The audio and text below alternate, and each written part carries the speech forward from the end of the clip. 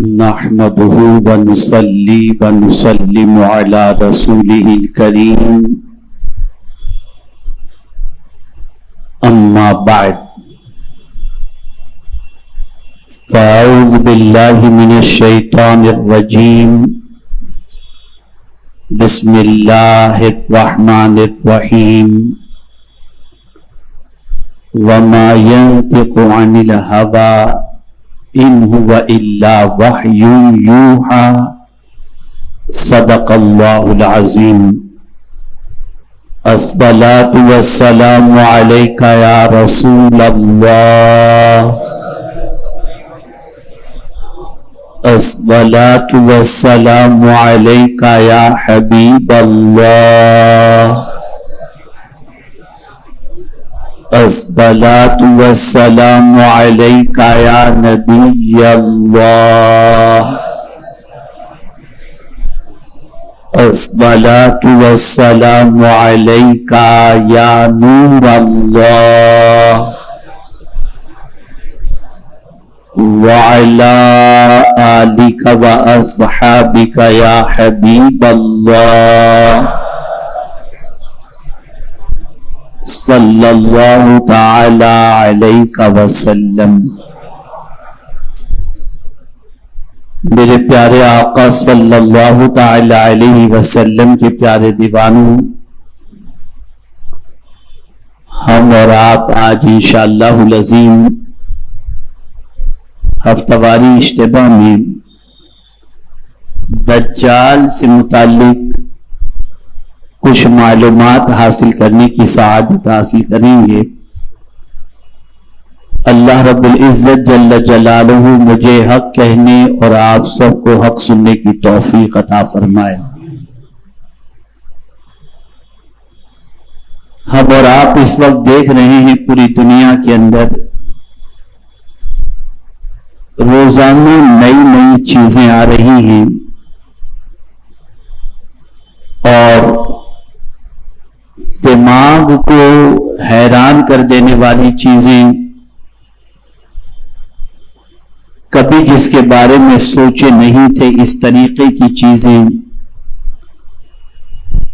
اور ساتھ ہی ساتھ بہت ساری مصنوعی چیزوں کا اس طریقے سے ظہور ہو رہا ہے، جیسا کہ آرٹیفیشل بارش، آرٹیفیشل زلزلے، آرٹیفیشل انٹیلیجنس، یہ ساری وہ چیزیں ہیں جسے دیکھ کر اور سن کر انسان حیران بھی ہو جاتا ہے، اور انسان کی طبیعت آہستہ آہستہ قدرت کی طاقت کی بجائے ان مصنوعی طاقت کی طرف مبذول ہوتی بھی نظر آتی ہے۔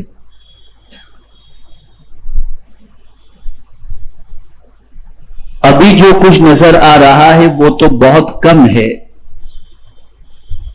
لیکن مستقبل کے اندر جو چیز نظر آئے گی وہ آج سے زیادہ حیران کن ہوگی، اور وہ وقت اللہ نہ کرے ایمان کے چلے جانے کا ہو، لیکن ایسے وقت کے اندر انسان کا اسلام کے اندر قائم رہنا اور مسلمان رہنا یہ نہایت ہی مشکل ہو جائے گا۔ میرے پیارے آقا صلی اللہ تعالی علیہ وسلم کے پیارے دیوانوں، دجال جس کے فتنے سے بچنے کی دعا حضرت نوح علیہ الصلاۃ والتسلیم سے لے کر آقا کریم صلی اللہ تعالی علیہ وسلم تک سارے انبیاء نے کی، اور ساتھ ہی ساتھ فتنہ دجال سے سارے انبیاء نے اپنی امت کو آگاہ فرمایا۔ اس سے آپ اندازہ لگا سکتے ہیں کہ دجال کا فتنہ کتنا بڑا فتنہ ہے۔ بہت سارے لوگ اس دجال کے بارے میں صرف اتنا جانتے ہیں کہ وہ کہاں ہوگا، اس کے علاوہ لوگوں کو کوئی واقفیت نہیں۔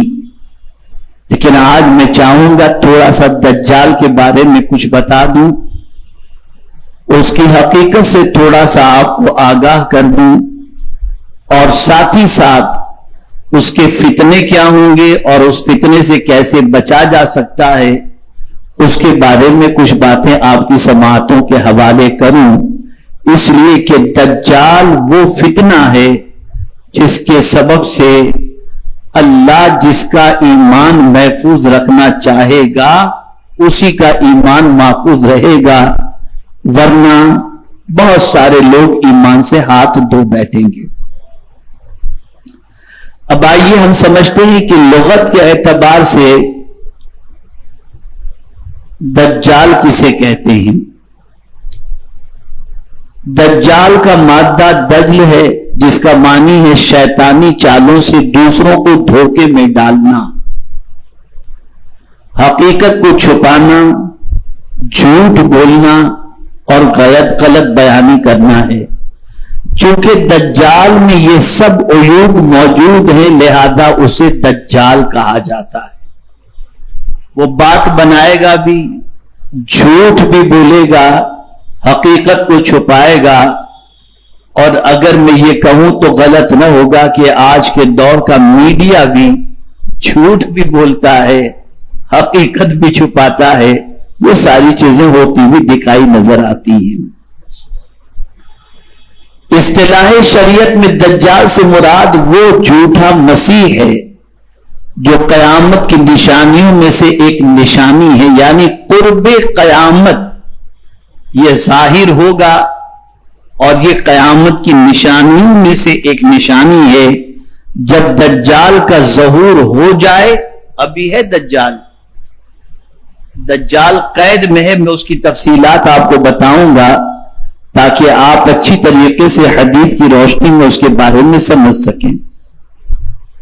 میرے پیارے آقا صلی اللہ تعالی علیہ وسلم کے پیارے دیوانوں، تو دجال یہ قیامت کی نشانیوں میں سے ایک نشانی ہے، آخری زمانے میں ظاہر ہوگا، اور اس کے بعد وہ خدائی کا جھوٹا دعویٰ بھی کرے گا، لوگوں کو کہے گا معاذ اللہ کہ میں خدا ہوں، لیکن وہ اپنے خدا ہونے کے اعلان سے پہلے کچھ ایسی چیزیں بتائے گا اور ایسی چیزیں کر گزرے گا جسے دیکھ کر بہت کم ایمان والے ایسے ہوں گے جو اس کا انکار کریں گے اور ایمان پر ثابت قدم رہیں گے، ورنہ اس کی کرشمہ سازیوں کی بنیاد پر اور اس کی شوبدہ بازیوں کی بنیاد پر بہت سارے لوگ اس کو خدا ماننے کے لیے مجبور بھی ہو جائیں گے۔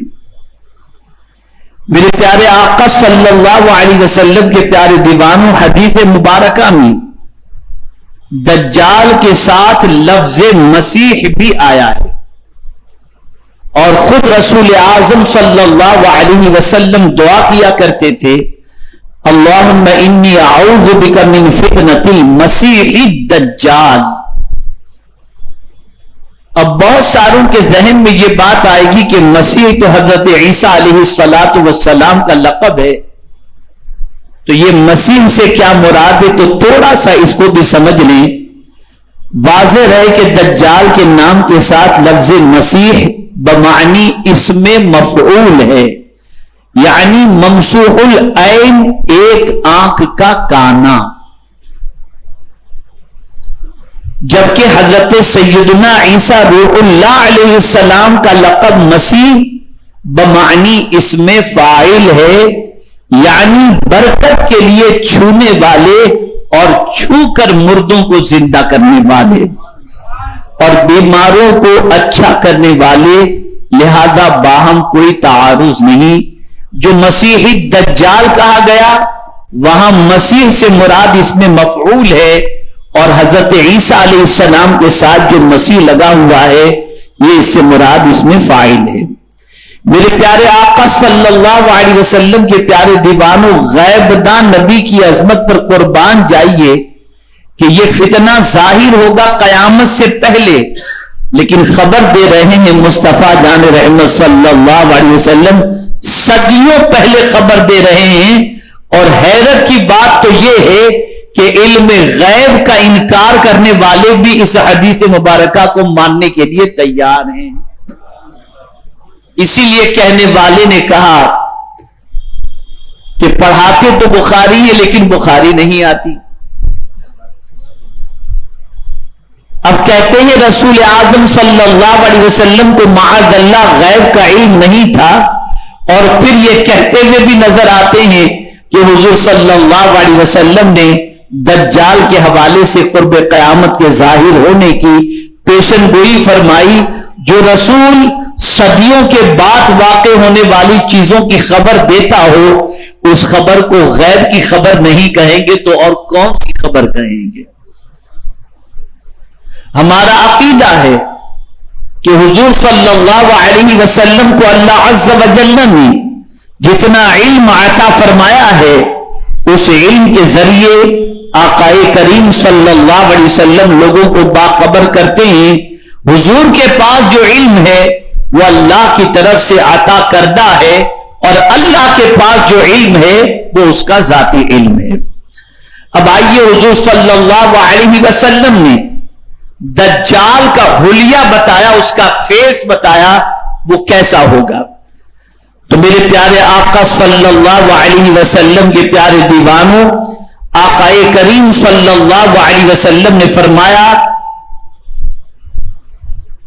کہ دجال ایک نوجوان کافر مرد ہے، پستہ قد ناٹا ہوگا، عظیم الجثہ بہت موٹا، سرخ رنگت لال رنگ والا ہوگا، ایک آنکھ سے کانا ہوگا اور اس کے بال گھنگرولے ہوں گے. یہ رسول اعظم صلی اللہ علیہ وسلم نے نشاندہی فرمائی. میرے پیارے آقا صلی اللہ تعالی علیہ وسلم کے پیارے دیوانوں، ایک مقام پر حضرت عبداللہ ابن مسعود رضی اللہ تعالی عنہ سے مروی ہے کہ رسول اللہ صلی اللہ علیہ وسلم نے فرمایا ان اللہ لا یخفی علیکم ان اللہ لیس وَإِنَّ الْمَسِيحَ الدَّجَّالَ أَعْبَرُ الْعَيْنِ الْيُمْنَى كَأَنَّهُ عَيْنَهُ عِنَبَةٌ طَافِيَةٌ. اللہ تعالیٰ تم سے چھپا ہوا نہیں اور اللہ عز و جل کانا نہیں. سرکار صلی اللہ علیہ وسلم یہ کیوں فرما رہے ہیں کہ اللہ عز و جل کانا نہیں؟ وجہ یہ ہے کہ جو خدائی کا دعویٰ کرنے والا دجال ہوگا وہ کانا ہوگا، تو میرا مولا تو وہ ہے جو ہر عیب سے پاک ہے، ہر عیب سے پاک. اور میں یہاں ایک بڑی پتے کی بات بتا دوں، عمومی طور پر چونکہ علماء بھی موجود ہیں، طلباء بھی موجود ہیں، یہ ان کے لیے بڑی عظیم انشاءاللہ العظیم بات ہوگی. بخاری شریف کی آخری حدیث سبحان اللہ و بحمدہ، ٹھیک ہے نا؟ کیا معنی ہوتا ہے؟ اللہ پاک ہے، پاک ہے اللہ. اب سوال یہ پیدا ہوتا ہے کہ اس کی پاکی ہم بیان کرتے ہیں تو وہ تو ہے ہی پاک، تو پھر پاکی بیان کرنے کی وجہ کیا ہے؟ تو فرمایا گیا اس کی پاکی اتنی بیان کرو کہ اس کی پاکی بیان کرتے کرتے تم خود بھی پاک ہو جاؤ.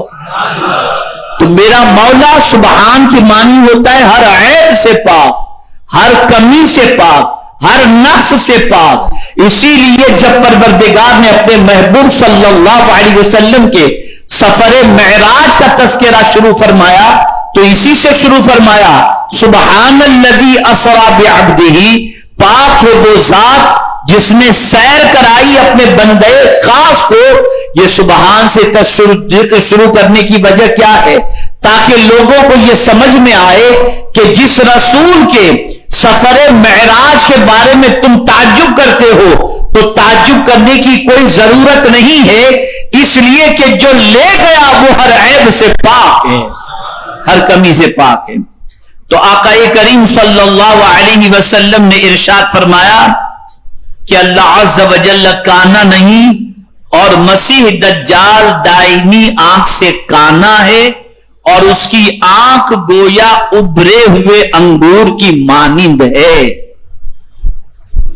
انگور جس طریقے سے ابھرا ہوا رہتا ہے اس کی آنکھ بھی اسی طریقے سے ابری ہوئی رہے گی۔ میرے پیارے آقا صلی اللہ علیہ وسلم کے پیارے دیوانوں، حکیم الامت مفتی احمد یار خان صاحب دائمی رحمت اللہ تعالی علیہ اس حدیث کی شرح میں فرماتے ہیں کہ اے لوگوں، دجال کے حیرت انگیز کرشمے دیکھ کر اسے خدا نہ سمجھ لینا۔ اس کے بندہ ہونے کی دلیل اس کی اپنی کانی آنکھ ہے، وہ خدا نہیں ہے، بندہ ہے۔ اس کی دلیل یہ کہ اس کی ایک آنکھ کانی ہے اور وہ اپنے آپ کو شفا نہ دے سکے گا۔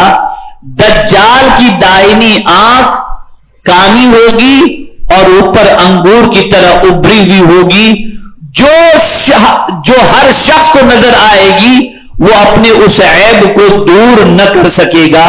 جو اپنے عیب دور نہ کر سکے اور عیب والا ہو، خدا کیسے ہو سکتا ہے؟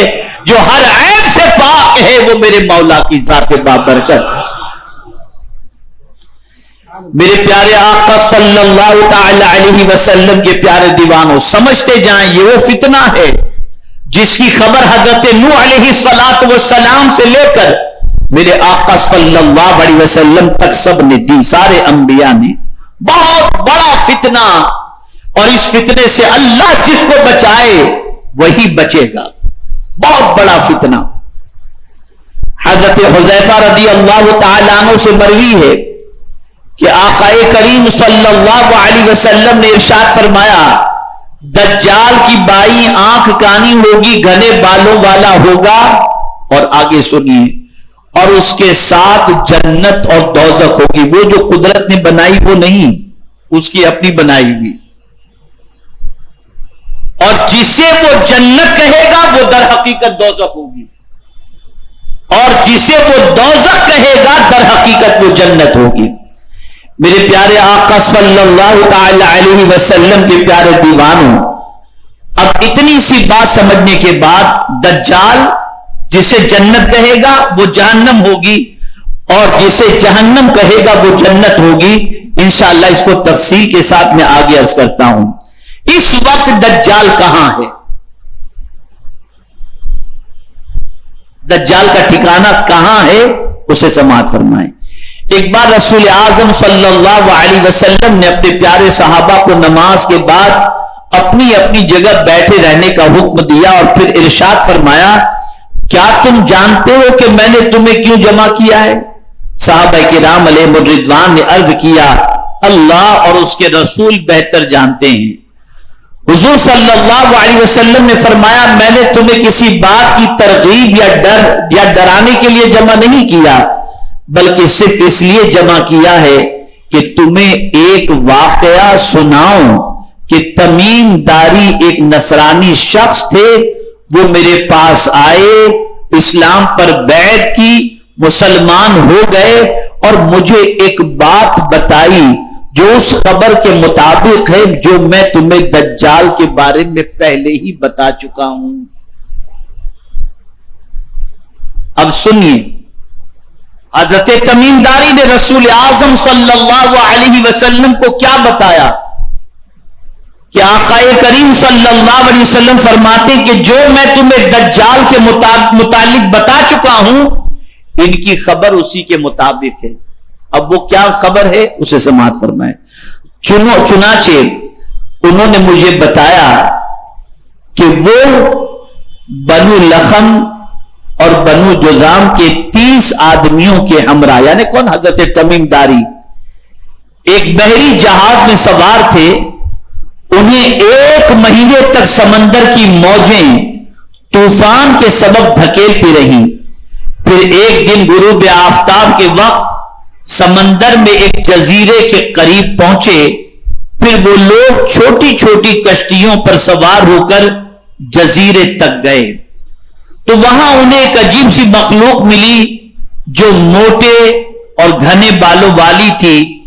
بالوں کی کثرت کی وجہ سے اس کے اگلے اور پچھلے حصے کو پہچان نہیں سکے۔ یہ حضرت تمیم داری فرماتے ہیں کہ وہ اپنے ساتھیوں کے ساتھ بحری جہاز میں، یعنی سمندر والے جہاز کے اندر، شپ کے اندر وہ جا رہے تھے تو سمندر کے اندر طوفان آیا. طوفان کی وجہ سے 1 مہینے تک ان کے جہاز کو سمندر کا طوفان دھکیلتا رہا, یہاں تک کہ ایک جزیرے پر وہ پہنچ گئے.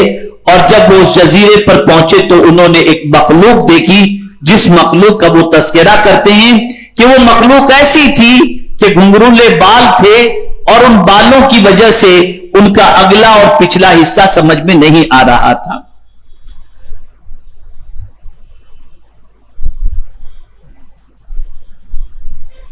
انہوں نے اس سے کہا کہ تیرا کھانا خراب ہو, تو کون ہے؟ یعنی اس مخلوق نے حضرت تمیم داری سے کہا تیرا کھانا خراب ہو, تو کون ہے؟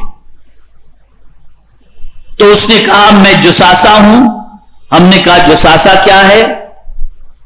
تو کہا تم لوگ اندر گرجے میں اس شخص کے پاس چلو جو تمہاری خبر کے بارے میں بہت بے چین ہے. جب اس نے نام بتایا تو ہم گھبرائے کہ کہیں وہ شیطان نہ ہو. بہرحال ہم جلدی جلدی گرجے تک پہنچے. وہاں اندر ایک بہت بھاری بھرکم شخص تھا. ہم نے اتنی بڑی جسامت والا یعنی پستہ قامت اور بہت موٹا اور ایسا مضبوط بندہ ہوا شخص پہلے کبھی نہیں دیکھا تھا. اس کے ہاتھ کندھوں تک اور گھٹنے ٹخنوں تک لوہے کی زنجیروں میں بندھے ہوئے تھے. ہم نے پوچھا کم وقت تو کون ہے؟ اس نے کہا کہ جب تم نے مجھے پا ہی لیا ہے اور مجھ سے واقف ہو گئے ہو تو مجھے بتاؤ کہ تم لوگ کون ہو. ہم نے کہا ہم عرب کے لوگ ہیں. اس کے بعد سیدنا تمیم داری نے اپنے بحری سفر طوفان جزیرے میں داخل ہونے اور جساسا سے ملنے کی تفصیل دہرائی. اس نے پوچھا کیا بیسان اردن کا ایک شہر جو اسرائیل کے قبضے میں ہے کہ کھجوروں کے درختوں پر پھل آتے ہیں؟ ہم نے کہا ہاں. اس نے کہا وہ زمانہ قریب جب ان درختوں پر پھل نہیں آئیں گے. پھر اس نے بحیرہ تبریا اسرائیل کے شمالی مشرق میں اردن کے سرحد کے قریب میں پانی سے متعلق پوچھا. ہم نے کہا اس میں بہت پانی ہے. ہم نے کہا کہ اس میں بہت پانی ہے. پھر اس نے زغر کے چشمے کا حال دریافت کیا. اس چشمے میں پانی ہے کیا اس کے قریب کے لوگ اس پانی سے کاشتکاری کرتے ہیں؟ ہم نے کہا ہاں. پھر اس نے پوچھا ناخواندہ لوگوں کے نبی کے بارے میں بتاؤ کہ انہوں نے کیا کیا؟ ہم نے کہا وہ مکہ سے ہجرت کر کے مدینہ منورہ تشریف لائے. اس نے پوچھا کیا عربوں نے ان سے جنگ کی؟ ہم نے کہا ہاں. اس نے پوچھا انہوں نے عربوں سے کیا معاملہ کیا؟ ہم نے اسے تمام واقعات بتائے کہ جو لوگ عربوں میں عزیز تھے اس پر حضور صلی اللہ علیہ وسلم نے غلبہ حاصل کر لیا اور انہوں نے حضور کی اطاعت قبول کر لی. اس نے کہا ان کے حق میں اطاعت ہی بہتر تھی. پھر اس نے کہا اب میں تمہیں اپنا حال بتاتا ہوں. میں مسیح دجال ہوں. ان قریب مجھے نکلنے کا حکم دیا جائے گا. مطلب یہ ہے کہ دجال موجود ہے لیکن ظاہر نہیں ہوا. اب کہاں ہے پتہ بتا دیتا ہوں. دجال موجود ہے لیکن ظاہر نہیں ہوا. اب اس کو اپنا انٹروڈکشن کرا رہا ہے. ان قریب مجھے نکلنے کا حکم دیا جائے گا. میں باہر نکلوں گا اور زمین بھر میں سیر کروں گا یہاں تک کہ کوئی آبادی ایسی نہیں چھوڑوں گا جہاں میں داخل نہ ہو جاؤں. 40 راتیں برابر گشت میں رہوں گا. مکہ مکرمہ اور مدینہ منورہ میں داخل نہیں ہو سکوں گا. وہاں جانے سے مجھے روک دیا جائے گا. جب بھی میں ان میں سے کسی ایک شہر میں داخل ہونے کی کوشش کروں گا تو فرشتہ مجھے تلوار سے روکے گا. ان شہروں کے تمام راستوں پر فرشتے مقرر ہیں. اب سنیے رسول اعظم اس واقعے کو سننے کے بعد کیا فرماتے ہیں. یہ واقعہ حضرت تمیم داری سے سرکار نے سنا اور اس کے بعد یہ واقعہ صحابہ کو حضور نے سنایا. اب سنانے کے بعد حضور کیا کر رہے ہیں؟ یہ واقعہ سنانے کے بعد آقا کریم صلی اللہ علیہ وسلم نے اپنا عصا شریف منبر کر مار کر فرمایا یہ ہے طیبہ، یہ ہے طیبہ، یہ ہے طیبہ. اس کے بعد مصطفیٰ جان رحمت صلی اللہ علیہ وسلم نے فرمایا کیا میں تم سے یہی سب نہیں بیان کرتا تھا؟ لوگوں نے عرض کی جی ہاں حضور. پھر فرمایا ہوشیار رہو کہ دجال شام کے سمندر میں ہے یا یمن کے سمندر میں نہیں، بلکہ وہ مشرق کی جانب ہے اور وہ مشرق کی جانب ہے اور وہ مشرق کی جانب ہے. اب کبھی حضور صلی اللہ علیہ وسلم فرماتے ہیں شام کے سمندر جانب شمال میں، کبھی فرماتے یمن کے سمندر میں. اس کی تشریح کرتے ہوئے حکیم الامت حضرت علامہ مفتی احمد یار خان صاحب نعیمی رحمت اللہ تعالی علیہ اس حدیث کی شرح میں فرماتے ہیں دجال کے ٹھکانے اور سمت سے متعلق یہ جو فرمایا گیا اس سے مراد یہ ہے کہ کبھی دجال بحر شام یعنی جانب شمال میں مقید رہتا ہے اور کبھی بحر یمن کی جیل کے اندر اسے رکھا جاتا ہے. آج کل ان دونوں جیلوں میں نہیں بلکہ مدینہ منورہ سے مشرقی جانب میں ہے، یا یہ مطلب ہے کہ وہ شامی یا یمنی جیلوں کے اندر مقید رہتا ہے، مگر قریب خروج مدینہ منورہ میں ان اطراف سے نہ آئے گا بلکہ مشرق کی طرف سے آئے گا. قربان جائیے، خدا کی قسم اس رسول کی عظمت پر قربان جائیے جنہیں ہماری اتنی فکر ہے کہ ہمارے ایمان کو تباہ کرنے والا کون ہوگا، کیسا ہوگا، کہاں سے نکلے گا، کیا کرے گا. یہ ساری تفصیل بتا کر حضور صلی اللہ علیہ وسلم یہ چاہتے ہیں کہ میری امت اپنے ایمان کی حفاظت کر لے. میرے پیارے آقا صلی اللہ علیہ وسلم کے پیارے دیوانوں،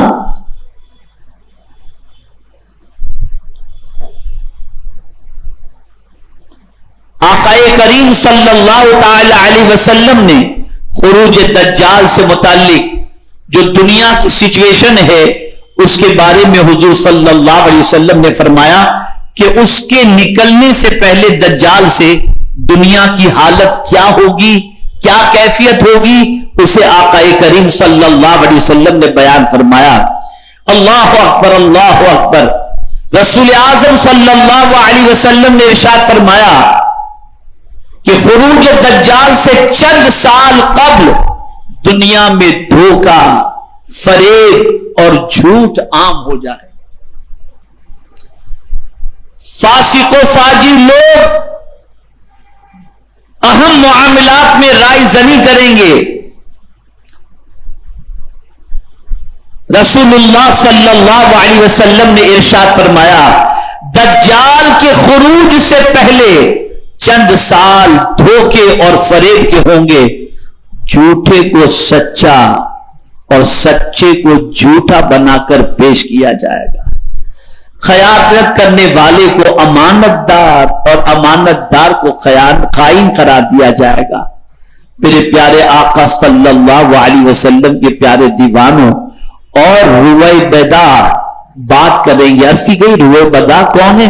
فرمایا گھٹیا درجے کے لوگ عام عوام کے اہم معاملات کے اندر اپنی رائے دینا شروع کریں. میرے پیارے آقا صلی اللہ علیہ وسلم کے پیارے دیوانوں، یہ خروج دجال سے پہلے کی سچویشن. اب آپ دیکھ لیجئے یہ گیم وغیرہ کیا ہے. آج جو کارٹون گیم وغیرہ سب یہ کیا ہے؟ یہ دھوکہ نہیں تو اور کیا ہے، یہ فریب نہیں تو اور کیا ہے. یہ ساری چیزیں فریب کی ہمیں نظر آ رہی ہیں. میرے پیارے آقا صلی اللہ علیہ وسلم کے پیارے دیوانوں، آج دنیا کے اندر دھوکے کا معاملہ اتنا بڑھ چکا، فریب کا معاملہ اتنا بڑھ چکا، خیانت کا معاملہ اتنا بڑھ چکا، جھوٹ کا معاملہ اتنا بڑھ چکا. ایک مثال کے ذریعے سمجھاؤں گا تو دنیا کی حالت خود بخود آپ کی سمجھ میں آ جائے گی. کسی آٹو رکشا کے اندر اگر کوئی کروڑ پتی سفر کر رہا ہو، کسی سبب سے اس کی کار خراب ہو گئی یا کوئی گاڑی نہیں ملی اور اسے سفر کرنا تھا، کہیں پہنچنا تھا، وہ اپنے پیسوں کا بیگ لے کر کسی آٹو رکشا میں سفر کرے اور سفر کرتے وقت اس نے اپنا بیگ وہاں پر رکھا اور اترتے وقت وہ بیگ اٹھانا بھول گیا، اور اس کے بعد آٹو رکشا والے کو وہ بیگ ملا، اور بیگ جب ملا وہ بیگ لے جا کر کے اس نے پولیس تھانے میں جمع کروا دیا. تو بیگ کے اندر موجود رقم کو دیکھ کر پولیس والے بھی حیران ہو جائیں گے، اور پھر آپ جانتے ہیں دوسرے دن اخبار کے اندر یہ بات آ جائے گی اور نیوز چینل پر یہ بات آنی شروع ہو جائے گی، آج بھی ایسے ایسے ایماندار لوگ موجود ہیں۔ پتا چلا کہ اب دور ایسا ہو چکا ہے کہ سچے لوگوں کی دنیا میں بہت قلت ہو گئی، بہت کم سچے رہ گئے، بہت کم سچے رہ گئے۔ یہ بھی علامات قیامت میں سے ایک علامت ہے، اور اسی کے ساتھ ساتھ اس سے یہ بات بھی سمجھ میں آ رہی ہے کہ ظہور دجال کا وقت بہت زیادہ قریب بھی نہیں تو بہت زیادہ دور بھی نہیں۔ میرے پیارے آقا صلی اللہ تعالی علیہ وسلم کے پیارے دیوانوں، اب دجال کا فتنہ کیا ہوگا؟ فتنے کے معنی ہوتا ہے آزمائش، امتحان۔ اب دجال کے ذریعے اللہ کس طریقے سے آزمائے گا اور دجال کے ذریعے کیا امتحان ہوگا؟ تو رسول گرامی وقار صلی اللہ علیہ وسلم نے فرمایا، یہ مشکات کی حدیث ہے کہ حضرت ابو ہریرہ رضی اللہ تعالیٰ عنہ بیان کرتے ہیں کہ رسول اللہ صلی اللہ علیہ وسلم نے فرمایا، سنو میں دجال کے متعلق تمہیں ایک بات بتاتا ہوں جو کسی نبی نے اپنی قوم کو بیان نہیں کیا۔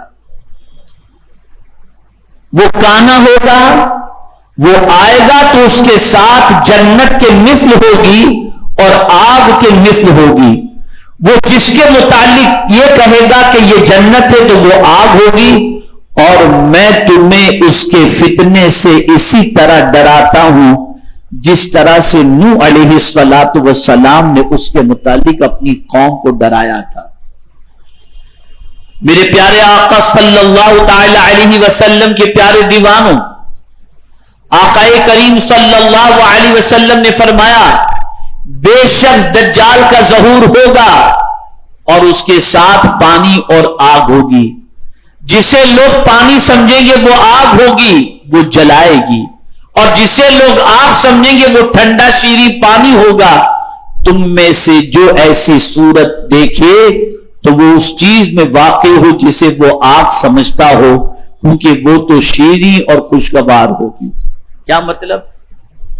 اگر ایسا دور آ جائے کہ تمہارے سامنے دجال کا خروج ہو جائے، وہ ظاہر ہو جائے، تو اگر کہے دجال کہ یہ پانی ہے تو سمجھ دینا یہ پانی نہیں، یہ آگ ہے۔ اور اگر دجال کسی چیز کے بارے میں کہے یہ آگ ہے تو سمجھ لینا کہ یہ آگ نہیں، یہ پانی ہے، اور شیریں ہے، میٹھا ہے۔ تو دجال جس کو آگ کہے اس کو آگ مت سمجھنا، اور جس کو پانی کہے اس کو پانی نہ سمجھنا بلکہ الٹا سمجھنا۔ یہ حضور صلی اللہ علیہ وسلم ہمیں سبق سکھا رہے ہیں۔ میرے پیارے آقا صلی اللہ علیہ وسلم کے پیارے دیوانوں، اب دجال کے نکلتے وقت دنیا کی سچویشن کیا ہوگی؟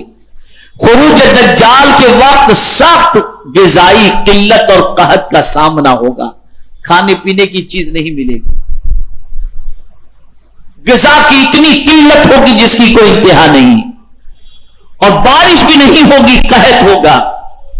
تمام غذائی اجناس اور پانی کے دستیاب ذخائر دجال اور اس کے گروہ کے قبضے میں ہوں گے، یعنی جہاں سے پانی نکلتا ہے یہ بھی دجال کے کنٹرول میں، اسی طریقے سے اناج جہاں سے نکلتا ہے وہ بھی دجال کے کنٹرول میں۔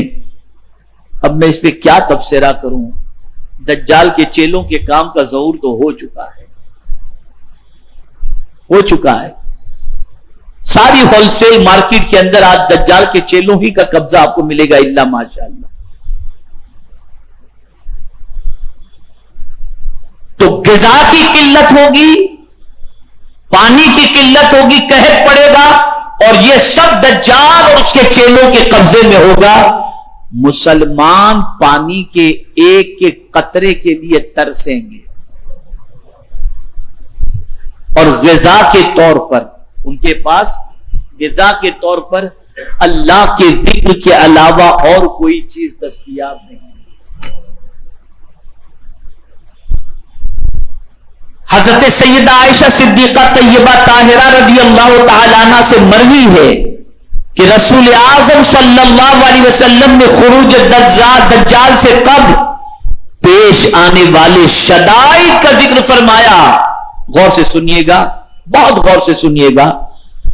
جب دجال کے ظہور ہونے سے پہلے ان تکلیف دہ چیزوں کا ذکر جب حضور صلی اللہ علیہ وسلم نے صحابہ سے فرمایا تو صحابہ کرام علیہم الرضوان نے عرض کیا, یا رسول اللہ صلی اللہ علیہ وسلم, اس دن کون سا مال بہترین ہوگا؟ قربان وہ جانتے تھے کہ مصطفیٰ جان رحمت صلی اللہ علیہ وسلم ہر پریشانی کا حل پیش کرنے کے لیے تشریف لائے ہیں. تو صحابہ کرام علیہم الرضوان نے عرض کیا, اس دن کون سا مال بہترین ہوگا؟ تو حضور صلی اللہ علیہ وسلم نے ارشاد فرمایا, وہ طاقتور غلام, خادم یا ملازم جو اپنے گھر والوں یعنی مالک کو پانی لا کر پلا سکے, جبکہ کھانا تو ہوگا ہی نہیں. صحابہ کرام علیہم الرضوان نے عرض کی کہ پھر اہل ایمان مومنین کی غذا کیا ہوگی؟ کھانا تو ہے ہی نہیں. اور پانی کہیں سے آپ کے پاس کوئی ایسا نوکر ہو جو طاقتور ہو, ایسا خادم ہو, تو وہ کہیں سے پانی ڈھونڈ کر یا زمین سے کھود کر نکال کر تھوڑا سا پلا دے, غذا تو ہوگی, کھانے کا کچھ بھی نہیں ہوگا. اتنا قحط پڑے گا, ایسی سچویشن ہوگی. تو صحابہ کرام علیہم الرضوان نے حضور صلی اللہ علیہ وسلم سے عرض کیا کہ مومنین کے لیے جب قطرے قطرے کے لیے ترسنے والی پوزیشن ہو جائے گی اور غذا کی قلت ہوگی, تو اس وقت مومنین کی خوراک کیا ہوگی, کیا غذا ہوگی جس کی وجہ سے مومنین جی سکیں؟ 4 چیزوں کا ذکر فرمایا. کتنی چیزوں کا؟ وہ 4 چیزیں کون سی ہیں؟ التسبیح والتکبیر والتحمید والتحلیل, یعنی سبحان اللہ کہنا, اللہ اکبر کہنا, الحمدللہ کہنا, لا الہ الا اللہ کہنا. یہ اس وقت مومن کی غذا ہوگی, یہ مومن کی غذا ہوگی. اے رسول اعظم صلی اللہ تعالی علیہ وسلم کے پیارے دیوانوں, ام المؤمنین حضرت عائشہ صدیقہ رضی اللہ تعالی عنہا نے رسول اعظم صلی اللہ علیہ وسلم سے عرض کی, یا رسول اللہ صلی اللہ علیہ وسلم, اس وقت اہل عرب کہاں ہوں گے؟ فرمایا, العرب یومئذ قلیل, یعنی اس وقت اہل عرب تعداد میں بہت تھوڑے ہوں گے. میرے پیارے آقا صلی اللہ تعالی علیہ وسلم کے پیارے دیوانوں, اب آئیے وہ 3 ایسی علامات قیامت جس کے ظاہر ہو جانے کے بعد ایمان لانا قابل قبول نہیں ہوگا, اس کی بھی نشاندہی رسول اعظم صلی اللہ علیہ وسلم نے فرمائی. یہ بھی مشکات کی حدیث ہے. حضرت ابو ہریرہ رضی اللہ تعالیٰ عنہ بیان کرتے ہیں کہ رسول اعظم صلی اللہ علیہ وسلم نے فرمایا, 3 نشانیاں جب ان کا ظہور ہو جائے گا تو اس وقت کسی شخص کا ایمان لانا اس کے لیے نفع مند نہیں ہوگا, بشرطے کہ وہ اس سے پہلے ایمان نہ لایا ہو.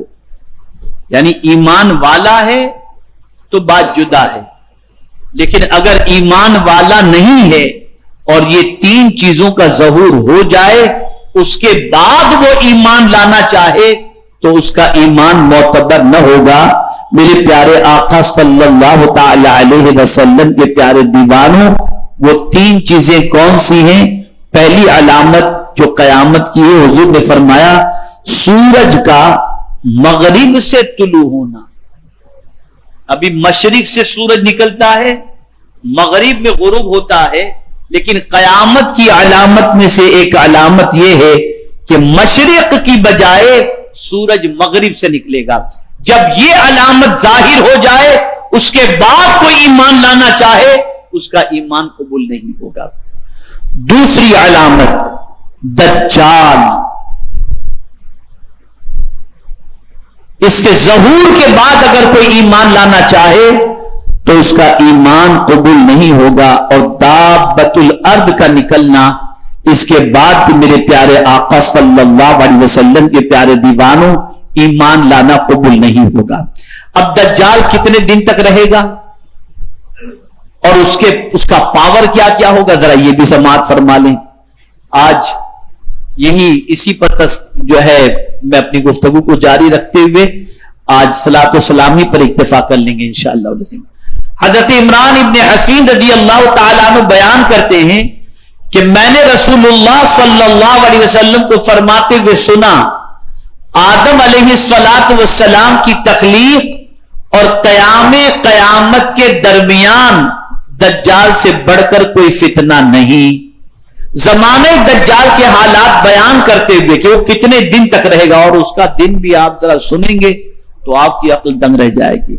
رسول اعظم صلی اللہ علیہ وسلم نے فرمایا 40 یوم یوم کسنۃ ویوم کشہر ویوم کجمعۃ وسائر ایامہ کایامکم. آقا کریم صلی اللہ علیہ وسلم نے فرمایا دجال کا قیام 40 دن ہوگا. ان میں پہلا دن سال بھر کا ہوگا یعنی سال بھر کے برابر. دوسرا دن مہینے بھر کے برابر. تیسرا دن ہفتے بھر کے برابر. جبکہ باقی تمام ایام عام دنوں کی طرح یعنی 24 گھنٹوں کے ہوں گے. خدا کی قسم جب پڑھتا ہوں تو میرے آقا کی عظمت پر قربان ہونے کو جی چاہتا ہے. کیا حضور نے ہمیں بتا دیا ہے, کیا بتا دیا ہے. اگر حضور نہ بتاتے تو کہاں سے ان سب فتنوں کا پتہ چلتا. مسلمانوں ہوش کے ناخن لو اور اپنے آقا سے اپنے رشتے کو مضبوط کرو. کتنا احسان ہے, ہر تکلیف کا علاج بھی بتا دیا اور آنے والی تکلیفوں کا ذکر پہلے سے کر کے ان تکلیفوں کے علاج کی طرف آمادہ بھی ہمیں فرما دیا. میرے پیارے آقا صلی اللہ علیہ وسلم نے فرمایا جب سے اللہ تعالیٰ نے آدم علیہ السلام کی اولاد کو زمین میں آباد کیا یقیناً کوئی فتنہ دجال کے فتنے سے زیادہ شدید نہیں ہوا. آزمائشیں ہوتی رہی آدم علیہ السلام کی ولادت سے لے کر آج تک, لیکن اولاد آدم کے اندر سب سے بڑی آزمائش کی اگر کوئی چیز ہے تو وہ دجال ہے. میرے پیارے آقا صلی اللہ علیہ وسلم ارشاد فرماتے ہیں ایک باغ اور ایک آگ اس کے ہمراہ ہوگی. جو جہنم دکھائی دے وہ آرام کی جگہ ہوگی اور جو دیکھنے میں جنت معلوم ہوگی وہ حقیقتاً آگ ہوگی. حضور نے فرمایا صلی اللہ علیہ وسلم دجال ایک قوم کو اپنی ذات پر ایمان لانے کی دعوت دے گا, وہ قبول کر لیں گے اور اس کی تصدیق کریں گے. پھر وہ آسمان کو حکم دے گا کہ بارش برسائے تو وہ پانی برسائے. یعنی دجال کا اختیار دیکھو, وہ آسمان سے کہہ دے پانی برسا پانی برسے گا. زمین کو حکم دے گا تو وہ سبزہ اگائے گی. یعنی بنجر زمین لیکن وہ کہہ دے گا سبزہ ہوگا تو سبزہ اگائے گی. یہ سب کرشمے دکھائے گا. وہ بظاہر ناممکن کاموں پر اسے قدرت دی جائے گی جس کا اظہار وہ وقتاً فوقتاً کرتا رہے گا, جیسا کہ حدیث پاک میں ہے. پھر دجال کسی ویرانے میں آ کر زمین کو حکم دے گا کہ اپنے خزانے نکال دے, اور جب وہ وہاں سے واپس لوٹے گا تو خزانے اس کے پیچھے ایسے چل پڑیں گے جیسے شہد کی مکھیاں اپنے سردار کی اتباع کرتی ہیں. اسی طرح ایک اور روایت میں حضرت سیدنا مغیرہ ابن شعبہ رضی اللہ تعالیٰ عنہ سے کہ دجال کے بارے میں نبی اکرم صلی اللہ علیہ وسلم سے جتنا میں نے پوچھا اتنا کسی نے نہیں پوچھا. حضور نبی اکرم صلی اللہ علیہ وسلم نے مجھ سے فرمایا تجھے اس سے کیا ضرر پہنچے گا. میں نے عرض کی لوگ کہتے ہیں کہ اس کے ساتھ روٹی کا پہاڑ ہوگا اور پانی کی نہر ہوگی. حضور صلی اللہ علیہ وسلم نے فرمایا یہ اللہ تعالیٰ کے لیے آسان ہے, شارح بخاری حضرت علامہ مفتی شریف اللہ قمجدی علیہ رحمت و رضوان اس حدیث کی شرح میں فرماتے ہیں دجال اصل میں اللہ کی طرف سے ایک آزمائش ہے. ایک طرف تو اللہ تعالیٰ اسے خرق عادت پر قدرت عطا فرمائے گا, یہاں تک کہ مردے بھی جلائے گا, بارش برسائے گا, کھیتی اگائے گا وغیرہ وغیرہ, جس سے کمزور ایمان والے اس کے پھندے میں پھنس جائیں گے. مگر ساتھ ہی ساتھ ایسی نشانیاں بھی اس کے ساتھ ظاہر ہوں گی جو اس کے جھوٹے ہونے کی بین دلیل ہوں گی. مثلا کانا ہونا یہ عیب ہے, اور معبود وہ ہے جو ہر عیب سے پاک ہے, معبود وہ ہے جو ہر چیز پر قادر ہے. اگر یہ معبود ہوتا تو کانا کیوں ہوتا, اور بالفرض اس کی ایک آنکھ کانی تھی تو اسے درست کیوں نہیں کر لیا. نیز اس کی پیشانی پر کافارا لکھا ہوا ہوگا, اگر وہ معبود ہوتا تو اسے مٹا کیوں نہیں دیا. میرے پیارے آقا صلی اللہ علیہ وسلم کے پیارے دیوانوں, ایک مومن کی ثابت قدمی کے حوالے سے دجال سے متعلق ایک بہت تفصیل مسلم شریف مشکات کی ایک حدیث مبارکہ موجود ہے, جسے میں سمجھتا ہوں کہ اتنا وقت نہیں کہ میں اس کی تفصیل آپ کے سامنے عرض کر سکوں. میرے پیارے آقا صلی اللہ علیہ وسلم کے پیارے دیوانوں, اب یاد رکھیں قیامت سے پہلے اس کا ظاہر ہونا یقینی ہے, اور بھی بہت ساری تفصیلات ہیں. اور آخر کے اندر میرے پیارے آقا صلی اللہ علیہ وسلم کے پیارے دیوانوں جنگ ہوگی, اور جنگ کے اندر حضرت سیدنا عیسیٰ علیہ الصلوۃ والسلام دجال کو قتل کر دیں گے, ان کے نیزے سے دجال مارا جائے گا. میرے پیارے آقا صلی اللہ علیہ وسلم کے پیارے دیوانوں, اب دجال کے فتنے سے کیسے بچا جائے, خود بھی اسے ذہن میں رکھو, خود بھی یاد کرو, اپنی اولاد کو بھی یاد کراؤ, اور جہاں تک میری آواز پہنچ سکے وہاں تک یہ آواز کو پہنچاؤ. فرمایا گیا جو شخص دجال کے فتنے سے بچنا چاہتا ہے وہ سورہ کہف کی شروع کی 10 آیتوں کو یاد کر لے, اللہ تعالیٰ اسے دجال کے فتنے سے محفوظ رکھے.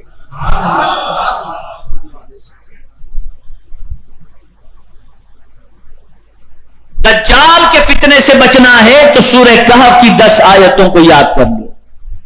اور میں سمجھتا ہوں بڑا دجال ہو یا چھوٹا دجال ہو, جب بڑے دجال سے بچنے کے لیے سورہ کہف کی 10 آیتیں کافی ہیں, تو جتنے آج کے دور کے سوشل میڈیا کے چھوٹے چھوٹے دجال کے چیلے ہیں, اس کے فتنے سے بھی بچنے کے لیے یہ آیتیں آپ کے لیے کافی ہو سکتی ہیں.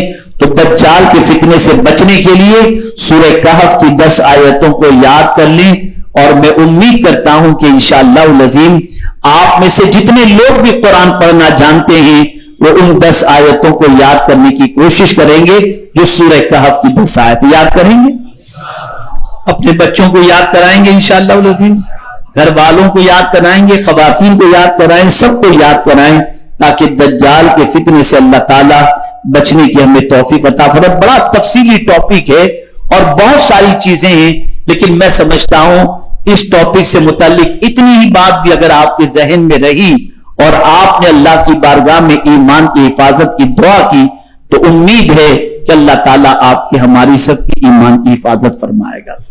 ایک اور چیز ایمان کے سلسلے میں اعلی حضرت عظیم البرکت امام عشق و محبت نے بڑی پیاری بات فرمائی ہے, اور وہ بات یہ ہے کہ جو شخص اس کلمے کو پڑھ لے, بلکہ اس کو پڑھنے کا عادی بنے, امید ہے کہ اللہ تعالیٰ کل بروز قیامت اسے اس کا ایمان والوں کے ساتھ حشر فرمائے اور اس کا خاتمہ ایمان پر ہو, اور وہ ہے رضیت باللہ ربا وبالاسلام دینا وبمحمد النبی ورسولا.